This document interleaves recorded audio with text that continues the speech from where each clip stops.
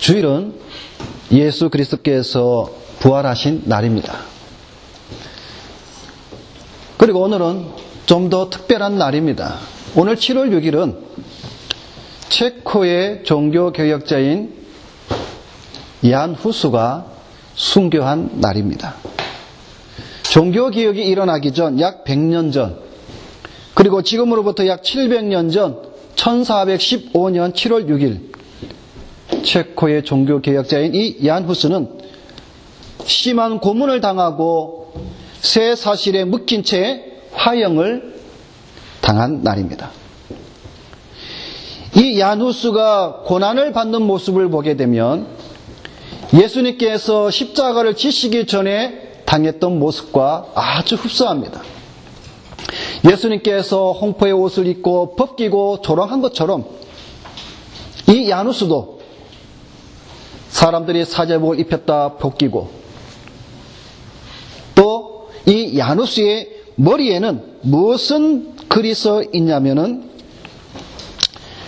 마귀의 그림과 함께 이단들의 주모자라는 그 글귀가 쓰인 종이 모자를 씌우고 조롱을 당한 후스가 있습니다. 그는 예수 그리스도의 가시면류관을 생각했고 조금도 이것을 부끄러워하지 않았습니다. 그는 죽는 순간까지 시편을 낭송하며 하형대 위에서 이런 예언을 하기도 했습니다. 너희가 지금 거위를 불태워 죽이지만 100년 뒤 나타난 백조는 어쩌지 못할 것이다 라고 예언을 하기도 합니다. 이 후수라는 말이 거위라는 말이라는 뜻입니다.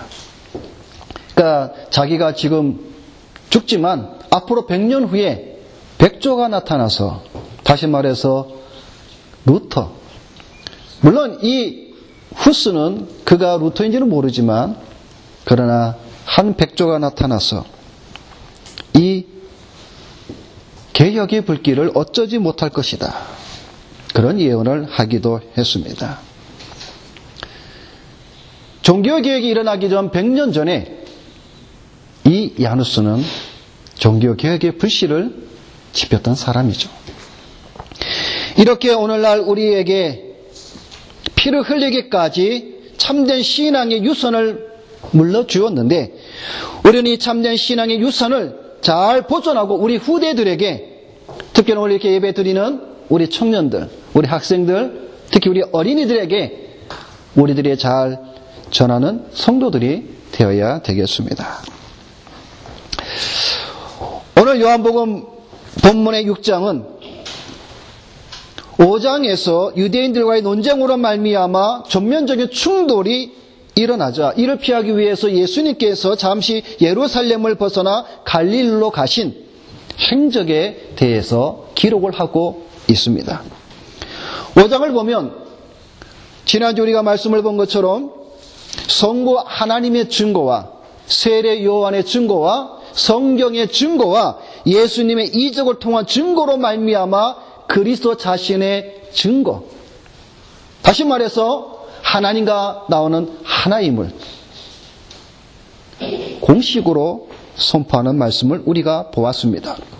또한 38년 된 병자를 안식일에 고치는 사건으로 말미암아 유대인들은 예수님을 죽이기로 결심을 하게 된 모습도 우리가 살펴보았습니다. 여기서 우리가 잠깐 좀 더 우리가 한번 배경을 한번 들어가 보도록 하겠습니다. 유대인들에게는 4개의 종파가 있습니다. 바리새파, 사두개파, 에셈파, 그리고 셀도파가 있습니다. 셀도. 이 4개의 분파가 있었는데 AD 70년에 디토 장군에 의하여서 예루살렘이 멸망을 합니다. 그때에 바리새파를 제외한 나머지 3개의 종파들은 사라지게 됩니다. 그렇다고 남아있는 이 바리새파도 안전하지는 않습니다. 그런데 이 바리새파 중에 벤 자카이라는 이 랍비가 얌리아 종교회의를 소집하여서 율법의 중심인 유대교를 만들게 됩니다. 근데 이 랍비니 벤 자카이의 후계자가 누구냐면 바로 사도 바울의 스승인 가말리엘 2세입니다. 근데 이 가말리엘 2세라는 사람이 18개의 기도문을 작성을 하는데 그 가운데에 12번째의 기도문 가운데에는 저주문이 들어가 있습니다. 근데 이 12번째 기도문에 보면은 이단들에 대한 저주문이 기록되어 있는데 그 저주문이 바로 기독교, 그리스도교에 대한 저주문이 들어 있습니다. 그러다 보니까 유대교와 기독교는 더욱더 분쟁이 일어나기 시작을 한 것입니다. 그래서 우리가 초대교회의 상황 속에서 왜 유대인들이 극심하게 기독교인들을 더 핍박하고 분쟁이 일어났는가를 우리가 이 사실을 통해서 좀 더 우리가 이해를 하시게 되면 우리가 성경을 볼 때 좀 더 우리가 쉽게 볼 수가 있을 것입니다. 자, 이러한 상황 속에서 요한복음 6장에 보면은 두 가지의 사건이 나옵니다. 하나는 오병이어의 사건이 나오고 또 하나는 무리를 다시 말해서 바다 위를 걸으신 예수님의 사건이 나옵니다. 이 두 가지의 기적의 사건을 통해서 우리는 하나님께서 우리에게 말씀을 해주시고 있는 그 원뜻을 우리가 잘 이해를 해야 되는데 이 당시 이스라엘 백성들이 그것을 잘못 이해하여서 이 두 가지의 표적을 인하여서 그들은 그리스도를 민족의 왕으로 추대하려고 생각을 했습니다. 물론 예수는 구약 성경의 말씀대로 왕으로 오신 분이지만, 다시 말해서 메시아로 오신 분이지만, 우리가 생각하는 인간적인 민족주의의 열광적인, 다시 말해서 세상의 권력을 가진 그러한 메시아가 아니다라는 사실을 이 이스라엘 백성들은 그렇게 그들을 이 메시아를 원했다라는 사실을 우리는 잘 알 수가 있습니다. 그런데 우리가 성경에 있는 말씀을 통해서 알 수 있듯이 그리스도는 그들의 요구를 물리치고 산으로 올라가신 모습을 우리는 보게 됩니다. 오늘 본문의 말씀은 예수님께서 마지막 예루살렘 행을 올라가기 전에 있었던 사건입니다. 근데 여러분, 오늘 이 본문의 말씀은 사복음서에 다 나오는 유일한 말씀입니다. 여러분, 마태복음, 마가복음, 누가복음, 요한복음을 보게 되면 동일한 말씀이 나오는 것은 예수님의 십자가, 예수님의 죽음, 그리고 예수님께서 부활하신 것들은 사복음서에 동일하게 나옵니다. 그런데 동일하게 사건으로 나오는 것은 이 오병이어의 이 단 한 사건입니다. 자, 그러게 우리는 이 오병이어의 사건을 다른 사건들보다 좀 더 우리는 깊이 볼 필요가 있습니다. 자, 오병이어의 사건, 오늘 우리가 말씀을 읽었지만 다시 한번 우리가 한번 잘 정리를 해봅시다. 예수님께서 말씀을 전할 때 많은 사람들이 모였죠. 많은 사람들이 모였어요. 얼마나 많은 사람이 모였는지 셀 수 없을 정도로 많은 사람이 모였습니다. 그런데 예수님께서 말씀을 전하다 보니까 해가 점으로 점점 어두워집니다.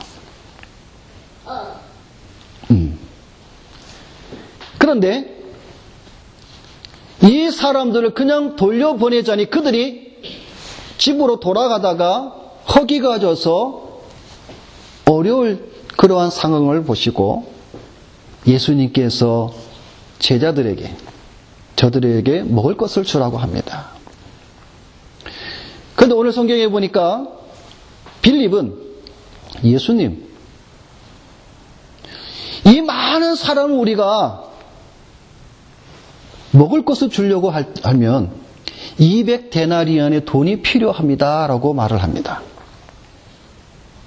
자, 200데나리온의 돈이 어느 정도냐면 한 데나리온이 오늘날 노동자들의 하루의 품삯입니다. 오늘날 노동자들이 하루 품삯이 우리 영국으로 말하면 대략 50파운드에서 100파운드 사이입니다. 자, 그럼 가장 적게 50파운드라고 치면 우리 어린이들 한번 계산 잘 해봐요. 똑똑하니까. 자, 50파운드면 200다나리온 정도면 50파운드면 얼마 정도의 환율일까? 영국 돈으로 계산을 하면 10,000 pounds. 아, 역시 우리 팀에 10,000 파운드, 10,000파운드. 10,000파운드면 한국 돈으로 얼마냐면은 대략 1,700만 원. 어마어마한 돈이죠. 100파운드로 계산을 하게 되면 2만 파운드. 그럼 얼마 정도예요? 3,400만 원 정도. 엄청난 돈이죠. 그 돈이 있어야 지금 여기 모인 사람들에게 먹을 것을 사줄 수 있다고 빌립이 대답을 합니다. 자, 그럴 때에 그때 어떤 일이 일어났죠? 안드레라는 제자가 누구를 데리고 왔냐면 한 소년을 데리고 왔어요. 우리 지수처럼 아주 어린 한 소년을 데리고 왔는데 그 어린아이의 손에는 뭐가 들려 있었냐면은 먹을 것이 있었는데 보리떡 5개와 물고기 2마리. 다시 말해서 그 어린아이가 먹을 수 있는 식사, 아주 조그만 그 식사, 그것을 가지고 안드레는 예수님께 데리고 와서 이것이 과연 얼마나 소용이 있겠습니까?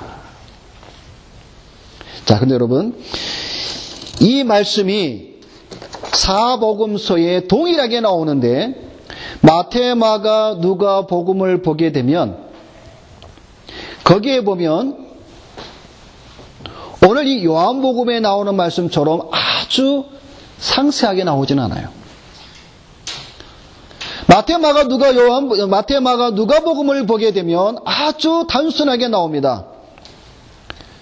먹을 것을 너희에게 주어라. 제자들이 우리에게 먹을 것이 없습니다. 우리가 지금 가진 것은 보리떡 5개와 물고기 2마리밖에 없습니다.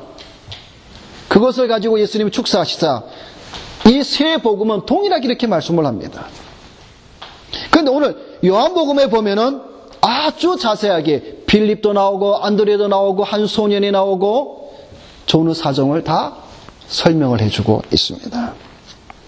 자, 그런데 이 오병이의 기적의 사건을 통해서 어떤 사람들은 말하기를 그것은 거짓말이다라고 말을 합니다. 윤리적인 문제다라고 시비를 거는 사람들이 있습니다. 그건 무슨 말인가 하면 어린아이가 그것을 내보였기 때문에 거기에 모인 수많은 사람들이 그 어린아이가 자기의 도시락을 내놓은 것을 보고 양심에 찔려서 그 모든 사람들이 자기들도 감추었던 도시락을 내놓아서 그것을 나누어 먹고 거둔 것이 12바구니다라고 가르치는 자들이 있습니다. 이게 오늘날 신학교에서 교회 안에서 몇몇 자들에 의해서 성경을 거짓으로 가르치는 현상들이 일어나고 있습니다. 자, 그러면 오늘 이 복음서에 나타나고 있는 이 오병이의 사건을 통해서 우리가 한번 잘 생각을 해보자 이것입니다. 마태는 이 오병이의 기적을 어떤 관점에서 말씀을 해주고 있고 마가는, 누가는, 요한은 어떠한 관점으로 이 오병이의 기적을 말씀을 해주고 있느냐를 우리가 한번 조명을 해보게 되면 이 오병이의 기적에 나타난 그 의미를 우리가 알 수가 있습니다. 먼저 마태복음을 보게 되면 마태는 이 오병이의 기적을 무엇으로 보고 있냐면 이스라엘의 가련한 자들을 먹이실 그리스도를 예시해 주고 있습니다.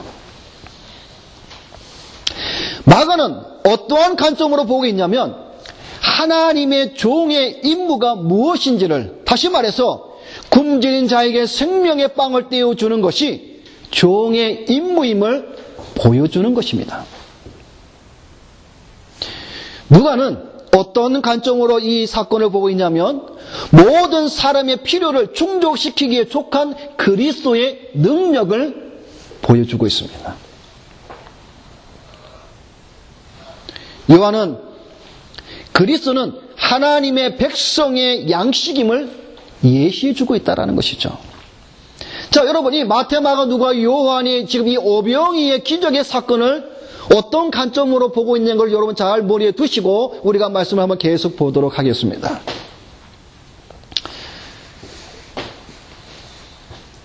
우리 영국의 리버풀이라는 도시에 리버풀 교회 있죠. 이 리버풀 교회의 감독이었던 19세기에 라일이라는 감독이 있습니다.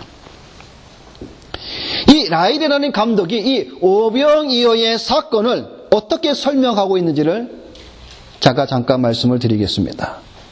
이 라일 감독은 이렇게 이 사건을 이렇게 말씀을 하고 있습니다.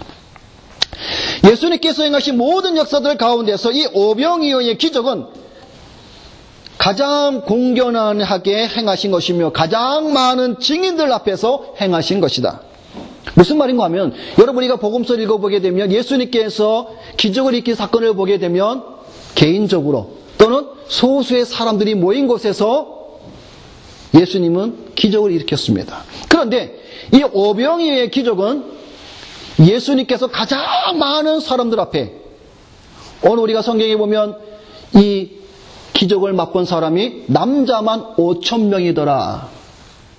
남자만 5,000명이라는 그 말은 거기에 속한 모인 여자들이나 아이들은 그 수에 포함되지 않았습니다. 그래서 대략적으로 10,000명에서 30,000명의 무리들이 모였다고 짐작을 합니다. 그러니까 적어도 예수님께서는 지금 이 오병이의 사건은 10,000명에서 30,000명 사이의 사람들 앞에서 행하신 처음이자 마지막에 가장 큰 기적의 사건이라는 것이죠. 자, 그러면서 오병이어로 예수님은 많은 사람의 육체적인 필요를 충족시켜 주었는데 병자를 고칠 때와 죽은 자를 살릴 때에는 이미 있었던 어떤 것에 수정되었거나 회복된 것이지만 이 오병이어의 기적은 절대적인 창조의 사건이다라고 말씀을 해주고 있습니다.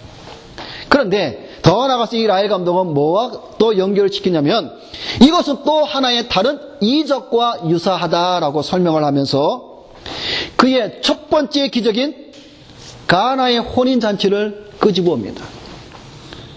가나의 혼인잔치는 무슨 기적이 일어났죠? 물이 변하여 포도주가 된 사건. 물이 변하여 포도주가 된 이 사건과 같은 부류로 아주 중요한 사건으로 이 라일 감독은 설명을 하고 있습니다. 다시 말해서 물이 변하여 포도주가 된 사건은 그의 보혈을 상기시켜주며 요한복음 6장의 이 오병이어의 기적은 우리에게 떼어주신 그분 자신의 거룩하신 몸을 가리킨다라고 말씀을 해주고 있습니다. 여러분, 오병이어의 기적은 단순히 사람들의 관심을 끌기 위해 행하신 것이 절대로 아닙니다. 우리 어린이 여러분 잘 한번 생각해 봐요. 얼마나 큰 기적일까? 보리떡 5개와 물고기 2마리로 남자만 5,000명이 먹었는 그 사건은 대단하지 않아? 그지? 엄청난 사건이란 말이에요. 그런데 이 사건은 성경에 잘못 해석되는 경향을 보여주는 또 하나의 신뢰입니다. 무슨 말인가 하면 적은 물질을 하나님께 정성껏 바쳐서 목사가 그것을 가지고 축복으로 기도하면 오병이어의 기적처럼 큰 축복을 받는다라고 오늘날 대부분의 교회에서 이 말씀을 사용을 한다는 것이죠. 그리고 이것을 그렇게 전할 때 성도들은 아멘하고 좋아합니다. 어떤 자들은 이 오병이의 기적을 통하여서 경영의 원리를 강의하기도 합니다. 어떻게 경영을 해야 할까? 12바구니를 거두는 축복의 비결을 가르치고 그것을 세미나하고 돌아다니는 사람도 있습니다. 여러분, 과연 이 오병이의 기적이 어떻게 회사를 경영하며 어떻게 재테크를 하여서 12바구니를 거두는 그러한 경제적인 원리의 말씀입니까? 오늘 우리는 잘 생각을 해 보아야 합니다. 예수님께서 오병이어의 기적을 행하신 이유는 사람들로 하여금 가시하기 위함도 아니요 식사를 함께 해결해 주고자 하는 그런 의미도 아니며 나를 따라오면 너희가 굶지 않겠다라고 말씀해 주는 것이 결코 아니다라는 사실입니다. 그런데 안타깝게도 오늘날 교회들의 모습은 이렇습니다. 이러한 표적을 보려고 교회에 나오는 자들이 우리 주변에는 수들이 너무나 많이 있습니다. 그래서 그들은 교회에 나와서 12바구니를 채우고자 표적을 따르며 그것을 구하고 있다라는 사실입니다.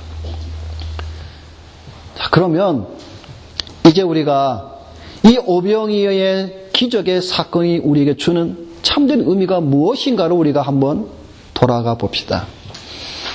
아까 말씀을 드린 것처럼 마태, 마가, 누가, 요한이 어떤 관점으로 이 오병이어의 사건을 말씀을 기록해 놓은 것을 제가 말씀을 드렸다시피 이 오병이어의 사건을 통해서 우리에게 주시고자 하시는 그 참된 사건의 의미는 바로 그가, 다시 말해서 예수 그리스도가 선지자라는 사실입니다.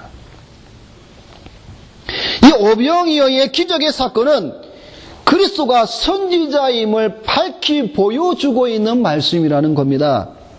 여기서 선지자란 구약에서 예언한 그 선지자를 가리킵니다.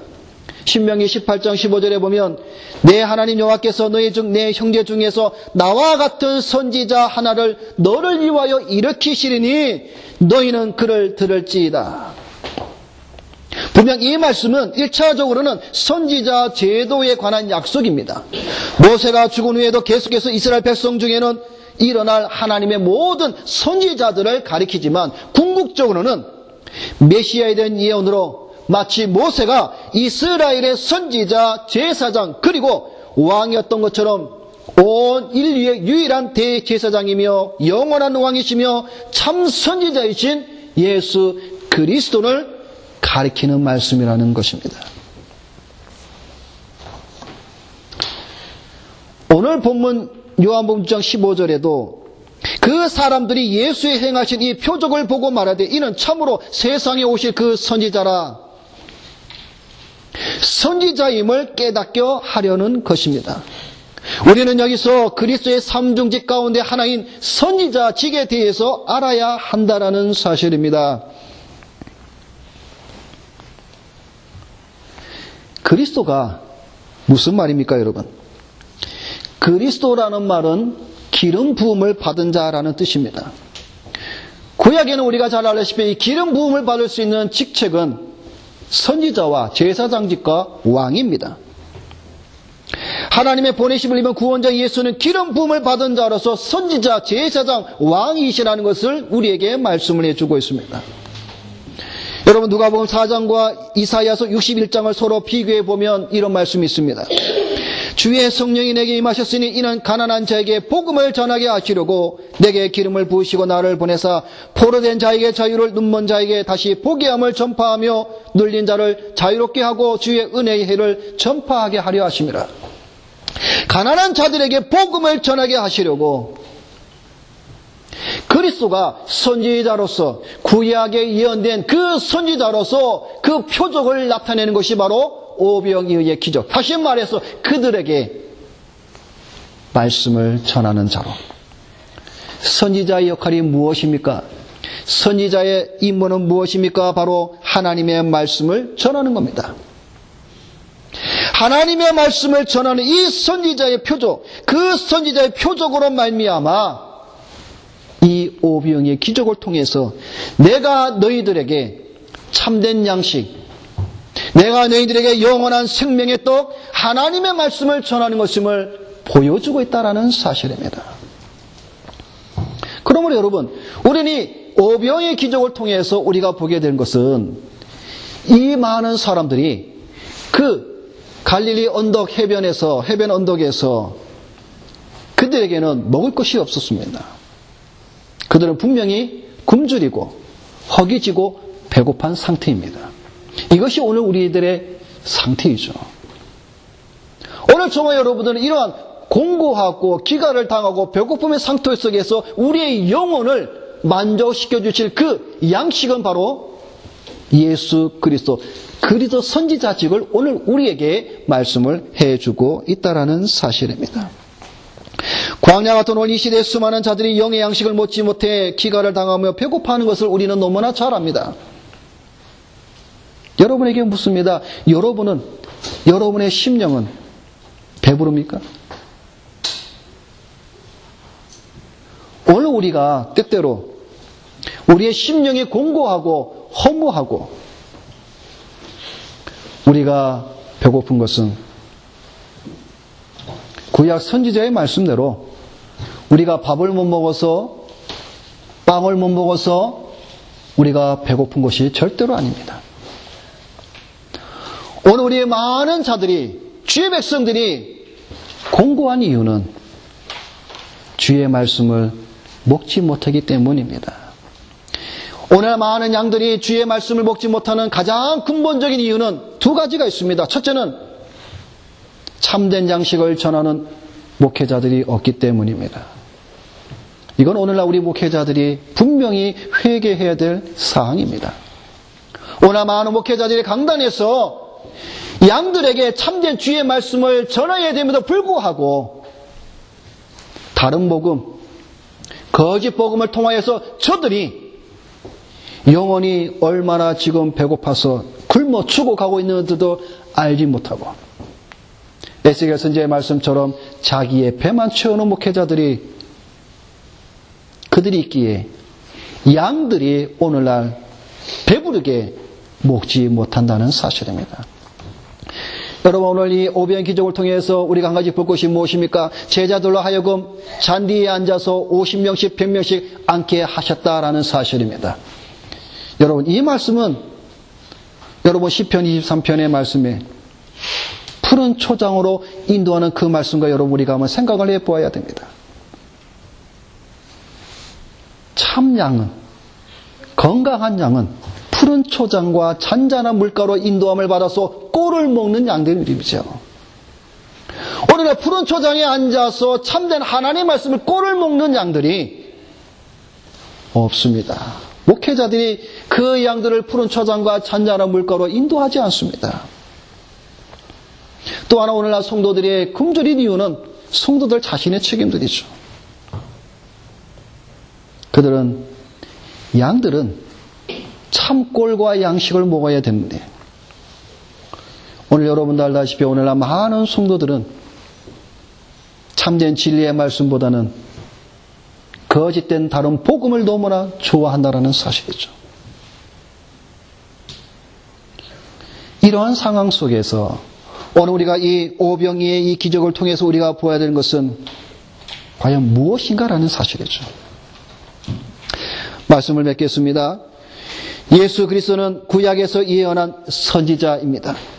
그 선지자의 예언이 성취됨과 선지자로서의 표적을 나타내는 것이 바로 오병이어의 기적의 사건의 의미입니다. 오늘 우리에게 참된 양식을 주시는 분은 오직 예수 그리스도밖에 없다라는 사실입니다. 성도들이 영원히 필요한 양식을 주시는 분은 오직 예수 그리스도라는 사실입니다. 선지자로서 오신 예수 그리스도 그분을 통하여 참된 양식을 배부르게 먹고 12바구니를 거두는 여러 성도들이 되셔야 됩니다.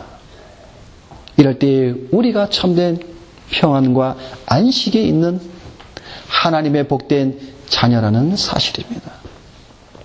오늘 저와 여러분들이 다시 이 오병의 기적을 통하여서 우리가 추구할 것은 참 선지자가 누구며 그 선지자를 통해서 무엇을 먹어야 하는지 우리가 한번 다시 생각하는 우리 모든 성도님들 되시기를 주님의 이름으로 부탁을 드립니다. 기도하겠습니다.